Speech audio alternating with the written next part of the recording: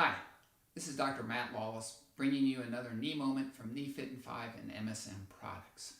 Patients often ask me why a total knee replacement will fail, why won't it last forever? So what happens with a knee replacement is we go into the knee and say it's an arthritic knee like this. We cut about 1 centimeter of bone off the tips of this bone and we put a metal cap on. So we make a big cut all the way across. We put a metal cap on the end and we secure that usually with glue, which is actually, well, not glue, sorry, is a cement, which actually acts as a grout and holds the metal in place. On the tibial side down here, we make a very similar cut where we cut about 1 centimeter down right here. We put a metal cap on, and on top of that metal cap, we'd fix a piece of plastic. So the metal and plastic here on the tibia stays in place. Again, the tibial component is anchored to the tibia, so the metal is anchored to the tibia by cement, acts as a grout and holds it in place. Then when you bend and move, instead of the arthritis on arthritis causing the pain, you have metal on plastic, so the nerves are no longer exposed, so it doesn't hurt to walk, bend, or move and use your knee. So why do these fail?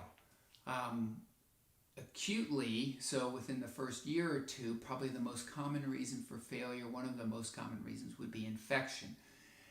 All said, there's probably about a 1% infection rate for doing a total knee.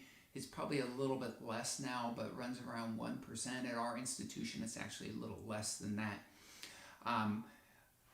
Factors that play into that are people that are overweight or bigger, with a BMI over 35 to 40 have a higher risk of infection. People that have comorbidities, meaning other illnesses that, especially diabetes is a common one that puts them at a little higher risk. People with inflammatory arthritis, like rheumatoid or something, have a little higher risk of infection as well. So overall, the infection rate's probably about 1%. When you get an infection in a total knee, a lot of times that means another surgery where you have to take the implant in, take it out, sterilize it again, and put a new one in.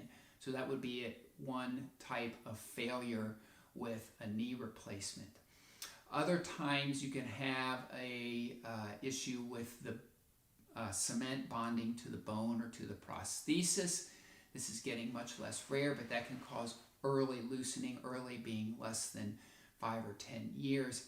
And the one that usually gets affected is the tibia. So this shin bone here, that's the one that usually gets loose. Sometimes in that one, when you go in to fix it, this femur side is okay, and it just means switching out the tibial side.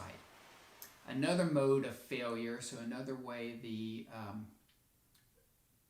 thing can fail is if they're put in wrong. If they're put in wrong, it might mean that the wasn't balanced properly, or you might have some gapping or ligamentous balancing issues that need to be addressed, and those can be addressed with changing out the metal and the plastic. Another type of failure is a longer-term survival issue, and that is where the metal on the femur, again it's rubbing on the plastic here, where that generates little tiny plastic particles. So as you're bending and cycling your knee, walking, you can generate little tiny plastic particles that over time can stimulate some of the cells, the bone cells here, around the components. So remember, the metal is put and held in place with this grout, this cement. Well, if the bone cells are stimulated around there, it can eat the bone away and it will make the components loose, and in that case, it needs to be changed out. That's usually a longer term failure, again 10, 20, 30 years, and that's what happens to cause them to fail. So those are the basic modes of failure of a knee replacement, but again, as stated in another video, it's usually a very long lasting replacement that offers good pain control. The survival again at 20 years is probably 70 to 75%. Thanks for listening.